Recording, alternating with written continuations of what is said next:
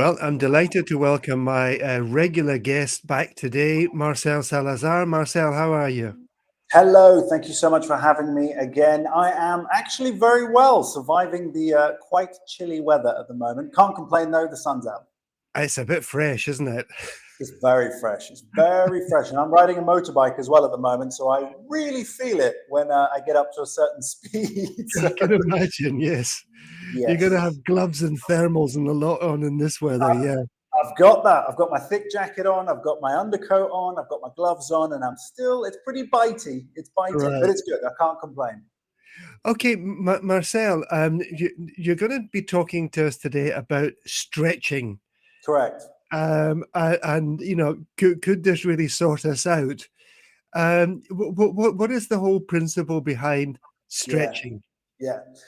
So this is a concept that everyone kind of knows we should do, but about 80% of us don't. Okay, that's the reality of it. I think we're all taught. The good thing is we've all been taught from school to sort of consider stretching, to do stretching.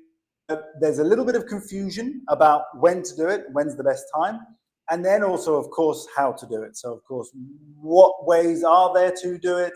When should you do these in the day? What's best for who and when? So I wanted to try and address this because in my day-to-day work, I basically recommend stretching all the time. And I Right. usually recommend stretching to people 8 times out of 10 if they've come in for any form of treatment, whether it be for tight muscles or a structural issue or back pain or a joint pain of some description. I very often find that there's a connection, not a cause always, sometimes it is, but there's a connection between tight muscles, lack of range, that's causing or contributing to their problem. So, yeah, stretching can make a huge difference. Right. Okay. And what is it that happens in our body when we stretch? Yeah. What is the principle behind this? Yeah. So, perhaps if I list the benefits of stretching, and then I'll sort of go into a bit more detail of each one, and then we'll sort of know the details of each part of that. So, fundamentally, as you would imagine, stretching increases your flexibility. Okay, and flexibility effectively means your Mm. ability to move through a certain range of motion. So that then is the second benefit, which is increase of range of motion, which is the movements that you're able to make in your day-to-day life shouldn't be restricted by tight Mm. muscles or tight joints. Then we know it can improve performance for physical activity, ranging from walking to sex to physical exercise and sport. So all these different things. It definitely, because when your muscles become tight or they become restricted, and I will go into more detail about that. Improves posture because it does play a big role, of course, in how you hold yourself and Right. which muscles are working when you're in an upright position. We know that it improves and helps to prevent back pain, and it can even improve the pain that you may be experiencing. So if you do have back pain, sometimes simply stretching is indicative to avoid or improve or get rid of that pain, which is a massive bonus when you can make that happen. And finding that solution through stretching is really powerful. We know because it does increase your heart rate to do certain forms of stretching, that it can be a great stress reliever as well, because you do focus more on your breathing when you stretch, and that translates really positively to your stress levels. It can help to calm your mind as well. So obviously, as a result of less stress, you feel calmer in yourself, particularly having completed it. And then it's also been found to be very effective for tension. So, for example, people find they have a lot of tension in their upper back, neck, and Yeah. shoulders. That can lead to tension headaches, which of course can also be massively improved by stretching out certain parts of your Right. body. So those are just nine of the. There are more, for sure, but those are just nine of the major benefits of stretching on a regular basis. Right. And what is happening in our bodies that actually means that we need to do this? I mean, Yeah, isn't our day-to-day activities and movement going to be enough yeah. to keep our muscles working well? What is actually happening? that So we need. when you move, of course, all movement is created by contraction of the muscle. So contraction of the muscle is shortening and then lengthening of that muscle. Right. Now,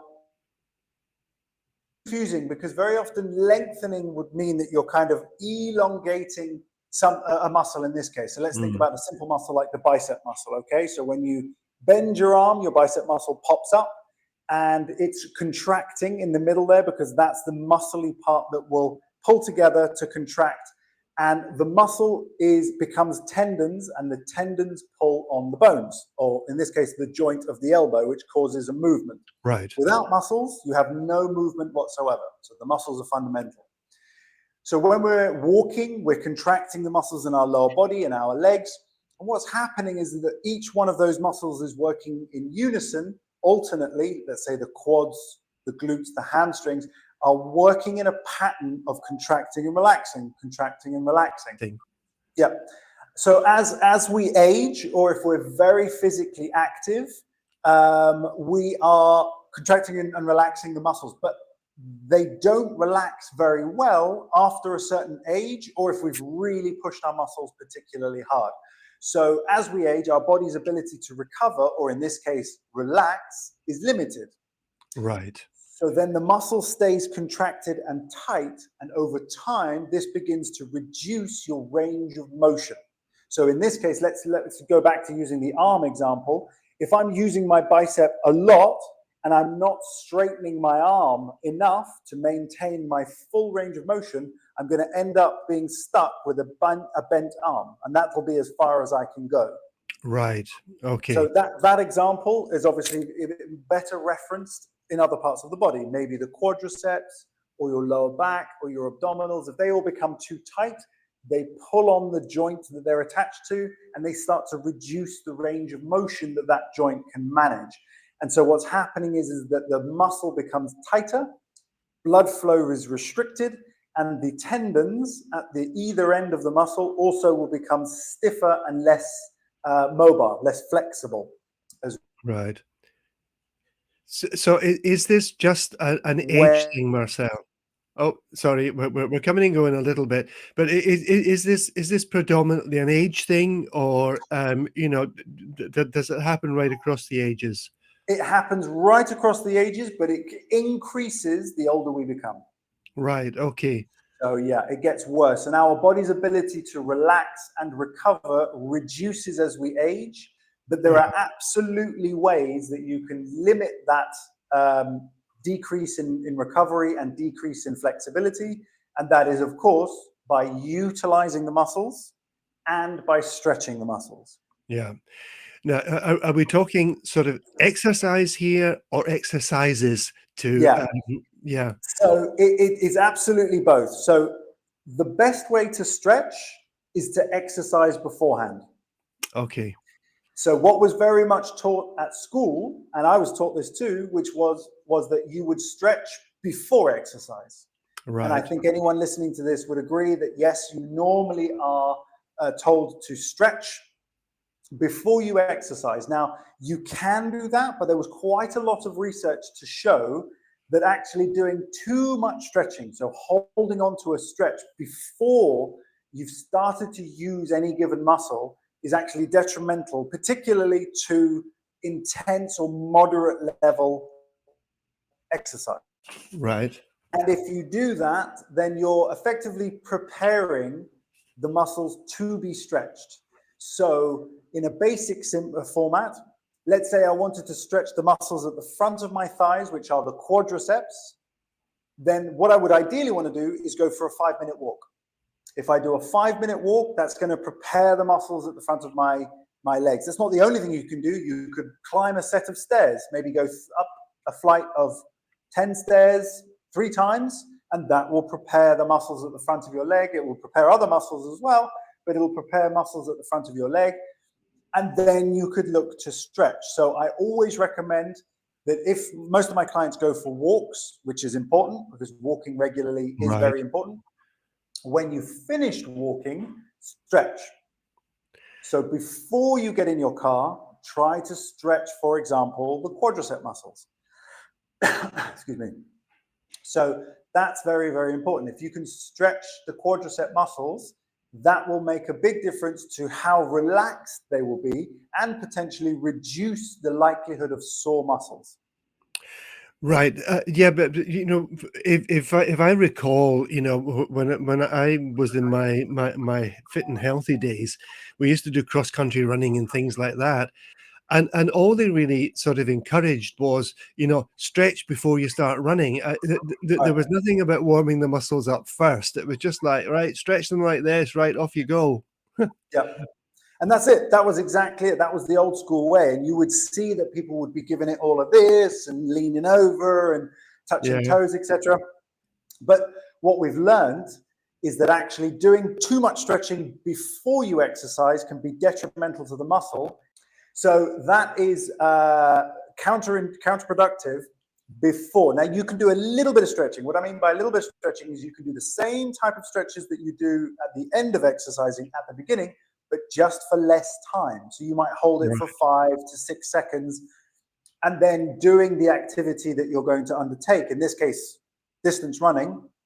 If you wanted to warm up for distance running, you go for a jog for 5 minutes. And then you might right, stretch a little bit.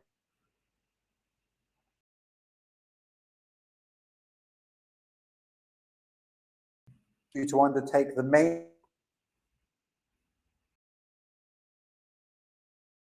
right.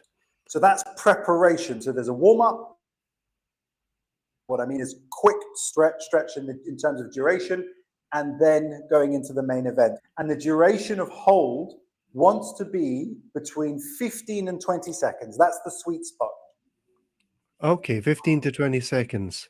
15 to 20 seconds, exactly. If we can hold that position for 15 to 20 seconds, that is a sweet spot. But it's very important to know there are actually about 8 different forms of stretching. So I've told you the benefits of stretching. What I haven't yet told you are the techniques of stretching. So Yeah, there are 6 different types of stretching by name. So the right. different types of stretching or the different techniques are dynamic, static, ballistic, PNF, passive, and active stretching. Right. Okay. I'm impressed. And don't ask me to repeat that because No, I probably can't. don't worry. Right. Okay. But I know you're going to talk us through all these different forms, Marcel. But you know, you understand the structure of the muscles in the body, and you know which muscles do which and which ones work in counter to others. But most of us are pretty ignorant about this. I mean, how much do you need to know about, you know, if you have a pain, for example, how much do you need to know about the muscles to know what kind of stretching and where and how long to do? Yeah. It is very important to know. For example, I think most people intuitively know which muscles roughly they're using when they go for a walk. Right. Okay. So if you know which muscles you're using, now this is where somebody like me can make a huge difference to the type of stretching. So if I told you to stretch your quad muscles or the muscles at the front of your thigh, you'd probably know in a roundabout way how to do that. But what I tend to try to do is I try to educate people on the correct technique and how to really hit the spot. And there are just tiny little minor tweaks and adjustments that you can do that will change the whole stretch and make it much more effective. Right. So that's one reason why coming to somebody like me is incredibly useful if you want to improve your flexibility and your ability to stretch. But in another way, for example, one of the areas within the walking category that you would want to stretch is the piriformis muscle. Now, most people, if I ask them what the piriformis is, unless they have previous experience, don't know where the I'm, piriformis is. I'm sure I don't have one of those. Right. Well, if you didn't, you would struggle with any change of direction, left or right. You see, so you definitely have a piriformis. 2 of them, in fact. Two of them. Okay. Okay. So you've But definitely got piriformis. it does demonstrate what I think what I was trying to say, maybe a bit clumsily, Right. that you know we don't always know without maybe consulting someone like yourself, Yeah, what muscles do what, yeah, and which ones we need to exercise. correct. And I mean, it really highlights the point that you really should try to educate yourself and be honest with yourself. If you want to stretch but you don't know how to stretch, learn how to stretch. And if you want to learn how to stretch, get guidance from somebody who can actually help, rather than either guess, Google.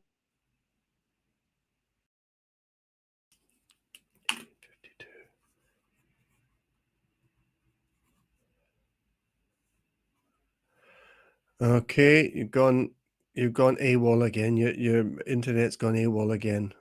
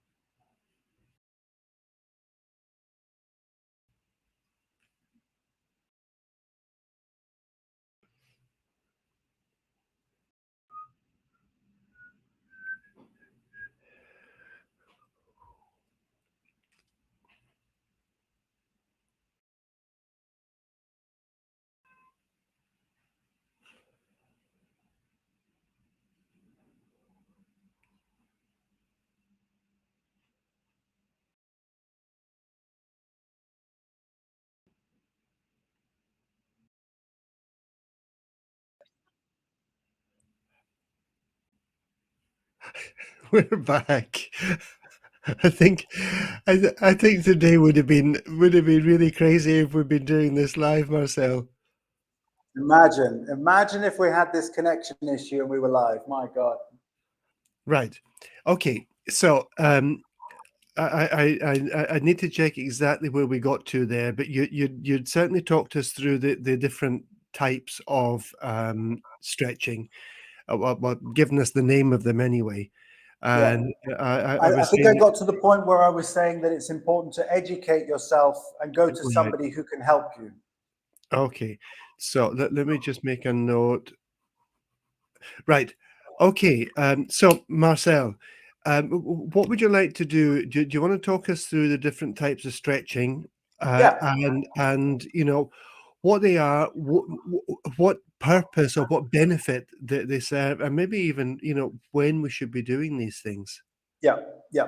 So let's talk about the most basic one. So the one I've mentioned probably the most is the static stretch. So the static Okay. stretch is the one where you, again, stretching the quadricep muscles.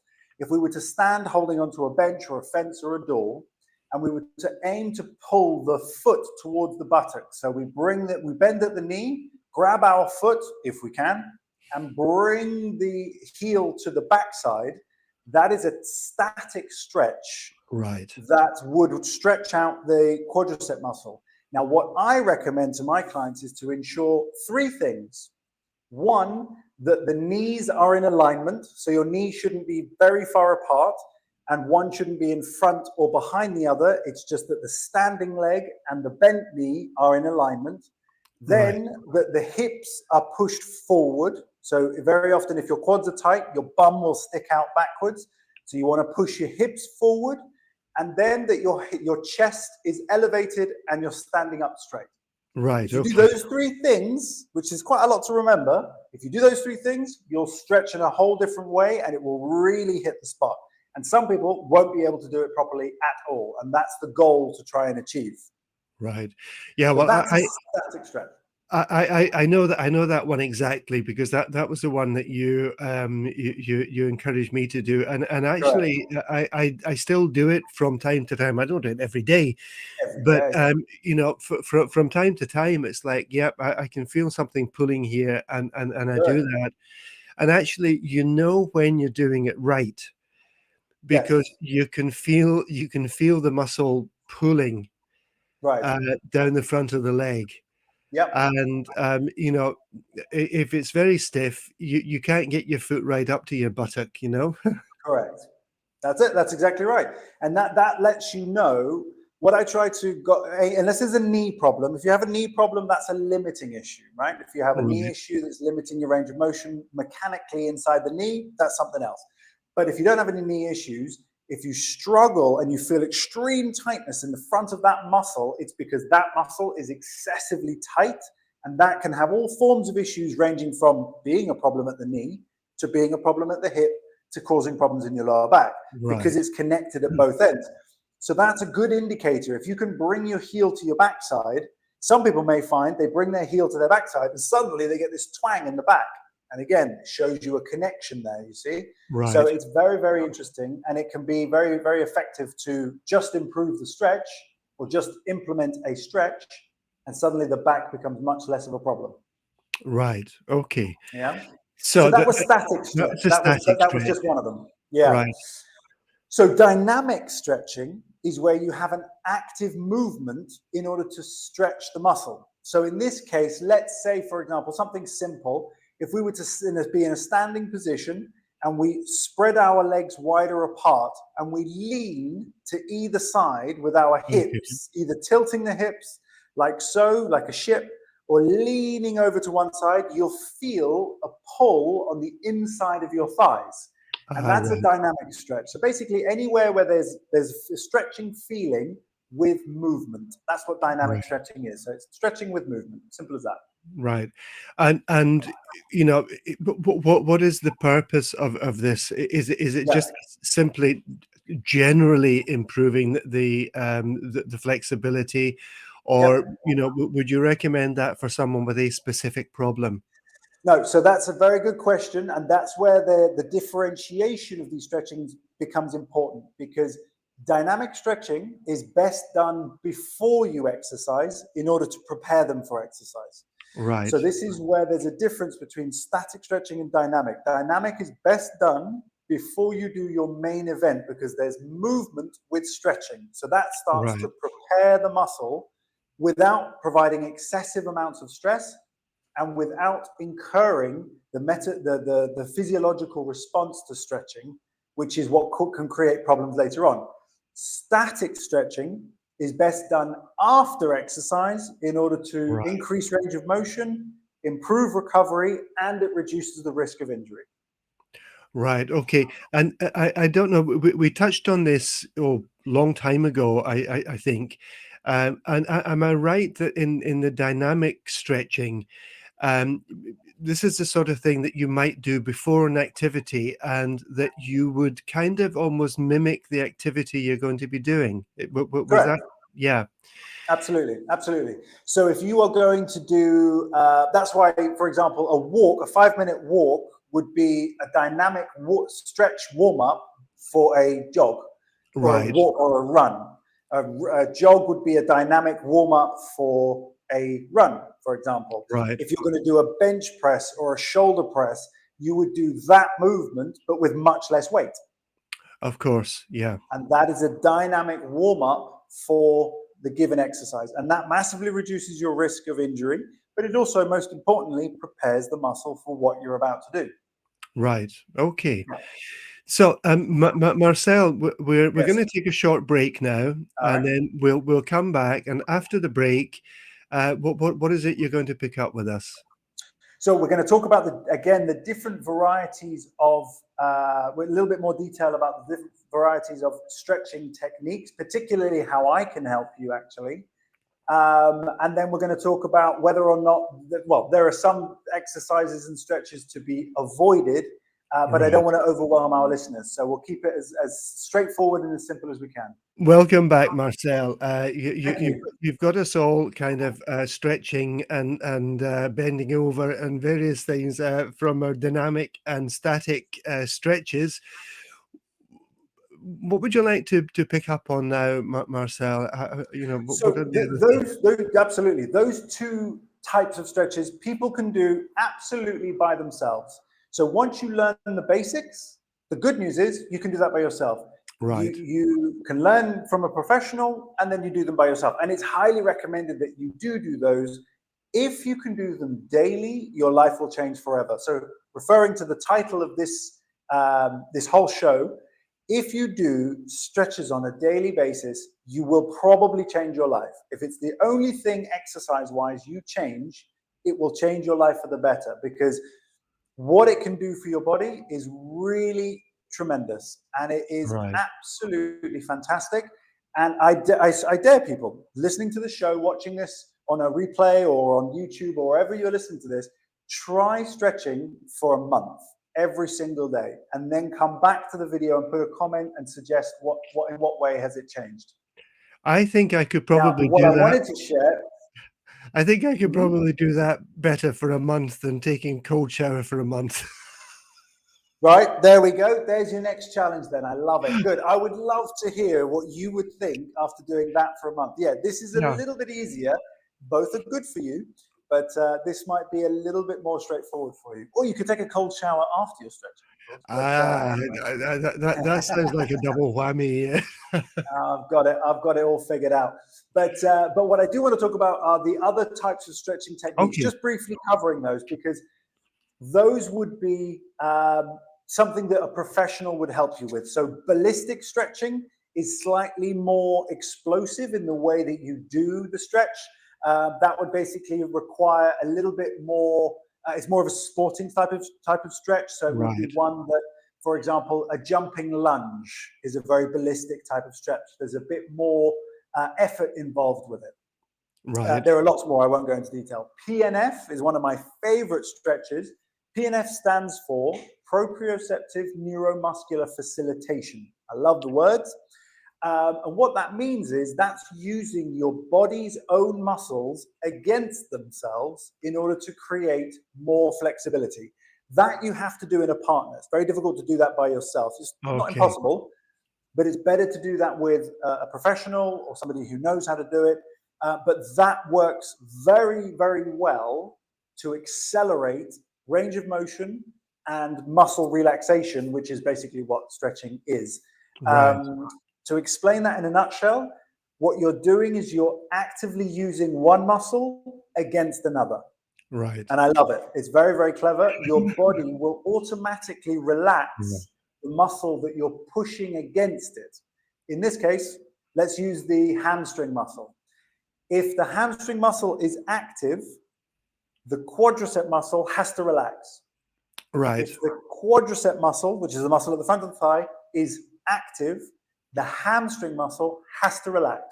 You Right. can't have both of them functioning fully, or at least not easily, at the same time. Yeah.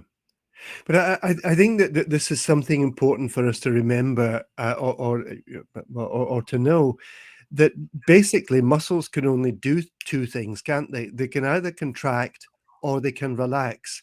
Correct. And, if we relax a muscle, it requires another muscle to sort of stretch it back out again. Exactly.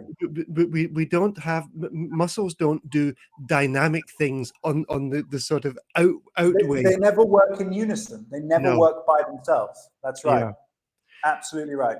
There's always two sets of muscles causing an action and reaction. So Right. exactly what you've just said is absolutely bang on. In order for my bicep to work and allow my arm to bend, I have to, my tricep muscle on the underside of my arm has to relax. Yes. If my bicep, in order for my arm to straighten and for my tricep to function to straighten my arm, my bicep has to relax. Yes.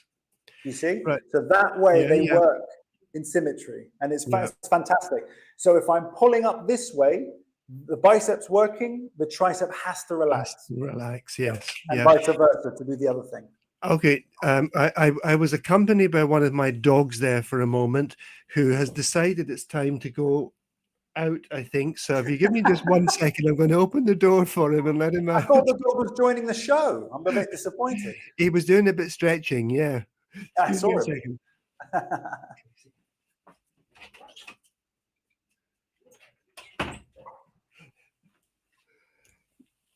Yeah, I think he would rather like to go out and do a bit of running now, so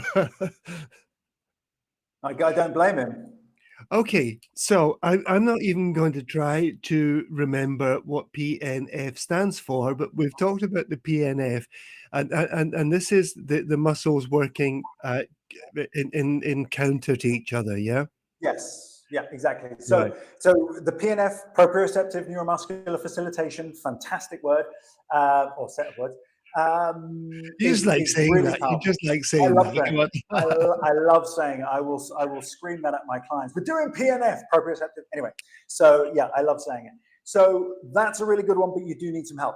Passive stretching, which is obviously, Right. as the word would insinuate, would mean that you are effectively allowing somebody else to stretch you. So this would be a Right. partnership stretching where they are putting you through a stretch routine of some description. So Right.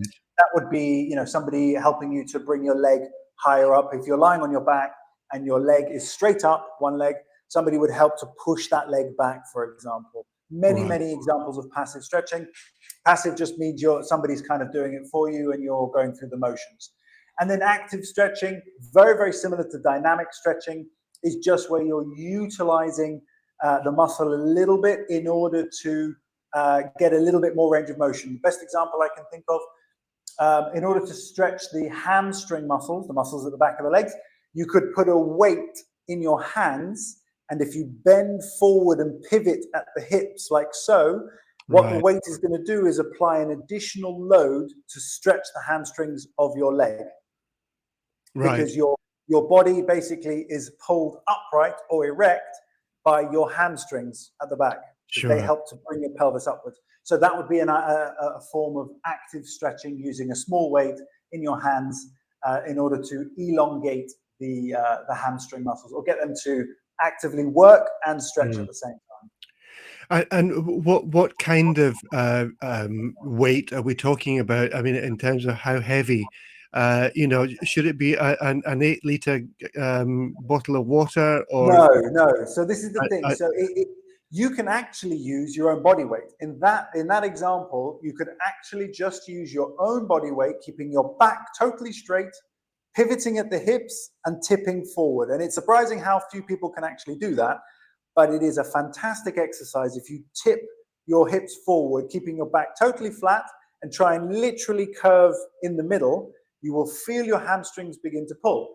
If you apply an additional load in your hands, it could be anything from 1 kilo all the way up to an 8 liter bottle of water. Now, obviously, the heavier the weight, the more that's going to put effort through the yeah, muscles, and it becomes more of a strength training activity. So you don't need right. an awful lot of weight. It can start off with your own body weight, and you can build it up. Right. Yeah, and if if as you're saying that the sort of elasticity of the muscles, becomes less as you get older, then obviously if you are elderly, this exercise might benefit you, but you don't really want to be pulling 8 kilos up. You need to be careful, I guess, Absolutely. about yeah. Absolutely. No, I would love for people to be doing that. And it is something that you can 100% build up to, but you don't start at that point. Exactly. Right. Right. Yeah.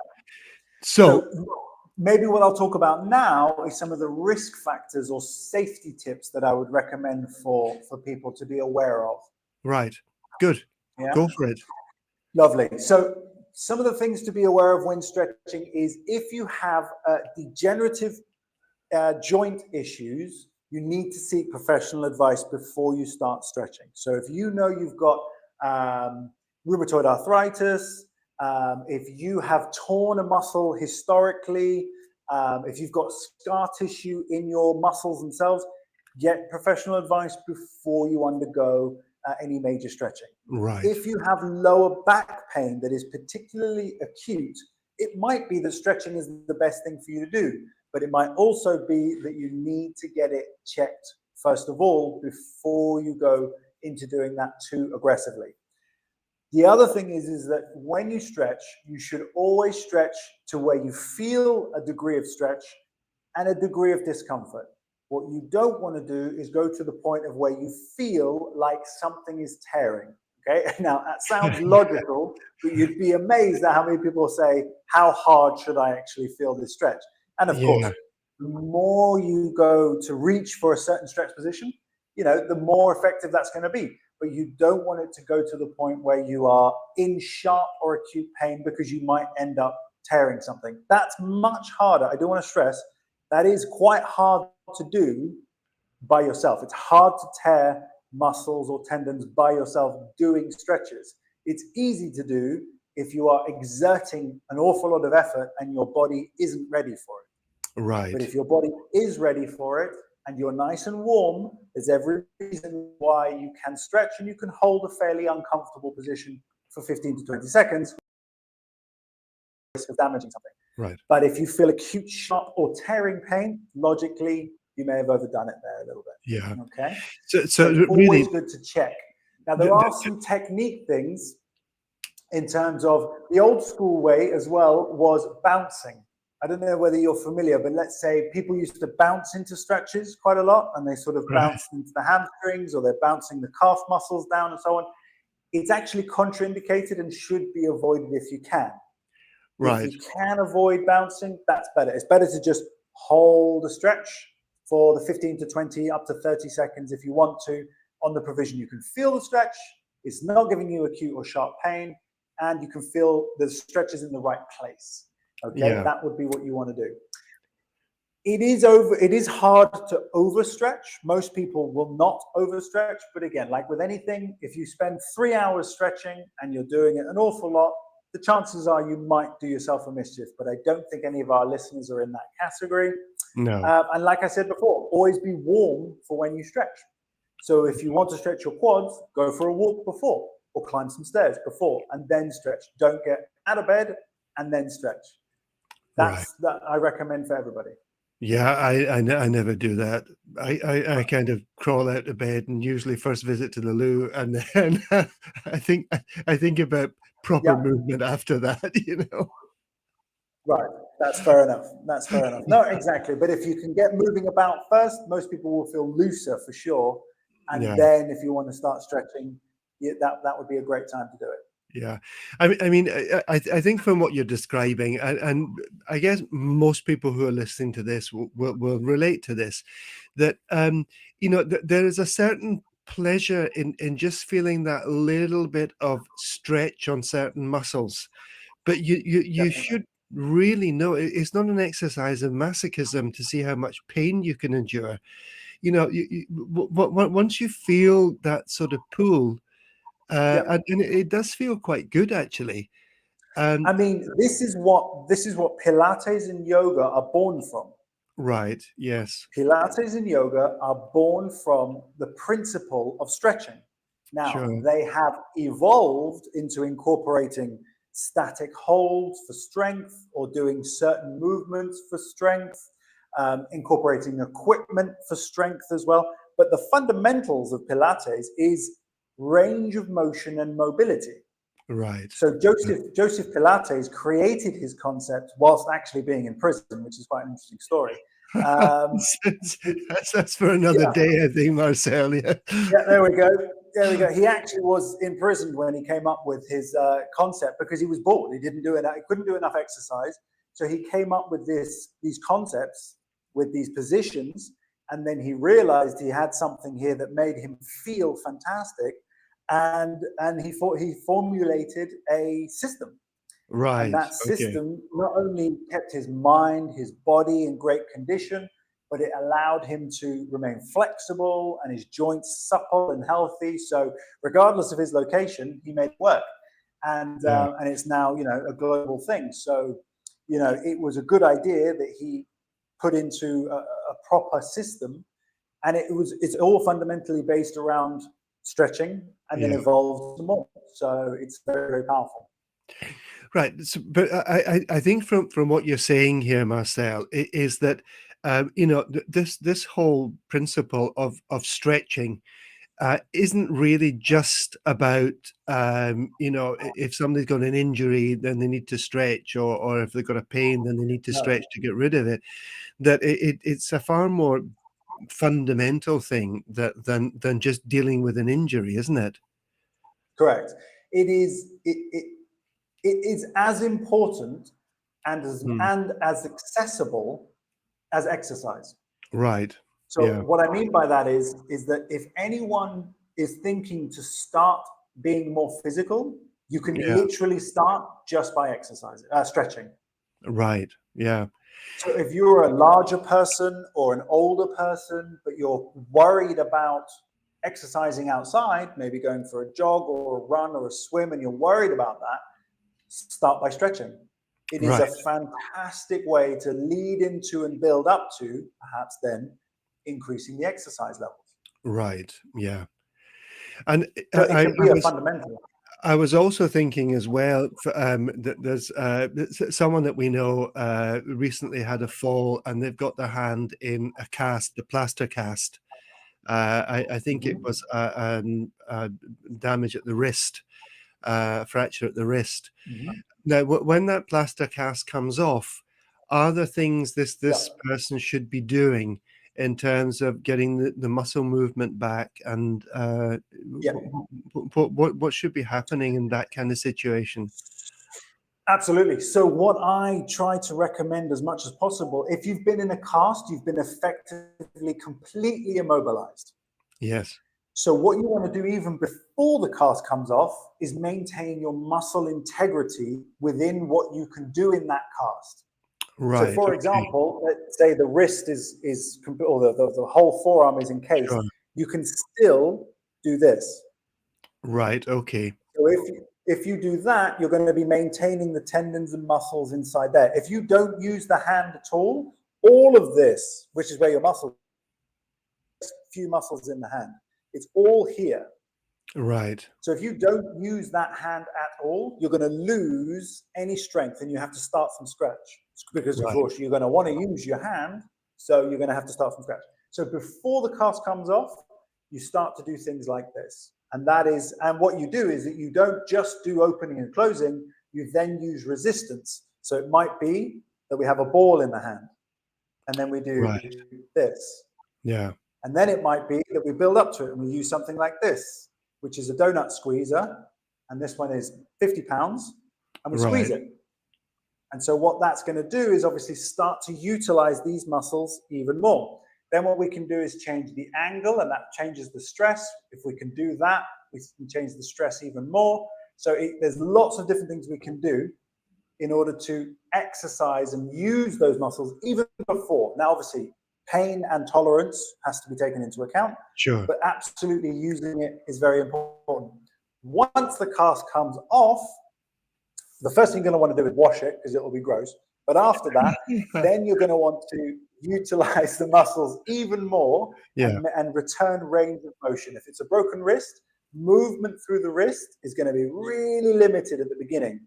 But what you want to do is get that work every day to get movement back. So you put a little light weight in your hand and isolate the movement up and down, and you just do it again and again and again. And over Right. time, the range of motion will return. And this is linear. This is just in a straight line. Then we can make it more complicated, doing things like rotations through the wrist. And that's going to be more painful and more difficult, but eventually you want that mobility to return. So then we start to do Right. things like that. Yeah. Then we build up to being able to hold heavier things. So you want to build up to holding a slightly heavier weight and keeping that resistance, and maybe using other muscles in the arm. And that's going to start to build up, because then we start, holding a kettle. One of the hardest Mm. things to do when you've broken your wrist is to hold a kettle with water in it safely and pour it out. That's a real measure of where you are, because it can be very Right. uncomfortable for quite a long time. Yeah. And I guess, well, it's not going to be quite the same, but if somebody's had a plaster or some kind of cast on their ankle or Yep. whatever, Mm-hmm. there's going to be a similar process. Although you might not be able to grasp a tennis ball with your toes, but Actually, you know what you do grasp? You grasp tissue. That's one of right. the Okay. exercises, is to grasp tissue with your toes in Right. order to get them active again. And that works really, really well. And you Okay. actually have to try and pick it up and so on. I use exercises with sand or wet sand, things like that. So yeah, absolutely. And then of course it's about loading the ankle and getting the movement back. But the same principle applies, in that you're going to want to use the muscle in the back of the leg, the calf muscle in this case, Yes. and the soleus, to maintain, keep that muscle as strong as you can, even whilst it's immobilized, if you can. And that's where I use things like electrotherapy as well, but that's another topic. Okay, yeah, that's maybe for another day, Marcel. For another day, Yeah, yeah. So, okay, you've talked about the 6 forms of stretching, and I'm not gonna say that I remember them, but I have written them down. That's okay. Good. So we've got dynamic and static, we've got ballistic, PNF, passive, and active. So Yes. those are the 6 forms of stretching. Those are the Right. 6 ones. And the ones that our listeners are most interested in are going to be static and dynamic. Those are the ones that really Okay. are important for them. So if people are gonna take sort of one main message away, um, from today, and they're not gonna be going to see a physical therapist Yep. like yourself, with a specific problem, Yep. just give us a sum up of the dynamic and static, and things that people can sort of just start doing today on Yep. their own by Yep. themselves. No problem. So you can spend 5 minutes a day doing a series of 4 to 6 stretches of the major muscle groups, and it could change your life forever. Right. And the major muscle groups that I would recommend are your quadricep muscles, the muscles at the front of your thighs, your hamstrings, the muscles at the top back side of your thighs, your lower back, Right. your abdominals, your chest, and your upper back. Right. And there's literally 4 to 6 major stretches that you could do, which actually what I'm going to do, if our listeners are interested, I'm going to publish a video on my YouTube channel Yeah. where this will also be going out, where I will demonstrate those fundamental exercises that can be done every day if you want to, and then build it up from there. So if people Yeah. are interested in that, put a comment below this video or message directly, and I will do that. Yeah, and if people want to catch up with your YouTube channel, but because you Yep. do a lot of stuff that's very visual, Yes. about exercises and dealing with specific problems. Yep. How do they find your YouTube channel, So on Marcel? YouTube, if you type into the search window "Strong for Life Physical Therapy," you should find my logo, and there you'll find all my videos, which Yeah, are very useful. I'm doing quite a lot of daily submissions as well, which are called not reels. They're not reels on there, but shorts. Sorry, shorts on yeah, YouTube, which are just very useful single exercise recommendations that are very, very useful and proving to be quite popular as well. So, yeah, but follow me for all the main videos. and these are not things that require masses of equipment, are they? They're things that most of us None, could do at home quite none, easily, just with what absolutely. we already have. That's right. Most of them are body weight activities or a little bit of equipment, but Yeah. nothing major. Yep, absolutely. Marcel, you've given us a lot to think about, and I I hope so. I I will make a commitment. I only managed about 20 days or 21 days on my cold showers, but I will Right. make a commitment to doing some stretching stuff every day, Good. because I think I do it naturally, but I think it's better to sort of do it consciously, to say, Yes. "Right, I'm gonna be doing this for the next few minutes." Consciously and actively, Yeah, absolutely, and it will make a big difference, absolutely. And if you need a stretch, you need to see the stretch video, I can create that for you. Obviously, you can search for one yourself that you prefer, yeah, but I'm very happy to publish something like that as well that you can follow, certainly for the first perfect. 30 days. Yeah, and we can put a link into that in the description Great. in Okay. this video. Okay, Brilliant. Marcel, thank you so much. It's a You're pleasure so as welcome. always to talk with you, Awesome. and we'll see you maybe at the end of February. Are I you hope up? so. Yep, absolutely. We'll do it again. Thank you so much for your Okay, time. thank you Thanks, so Paul. much, Marcel. Bye Perfect. bye. Bye bye.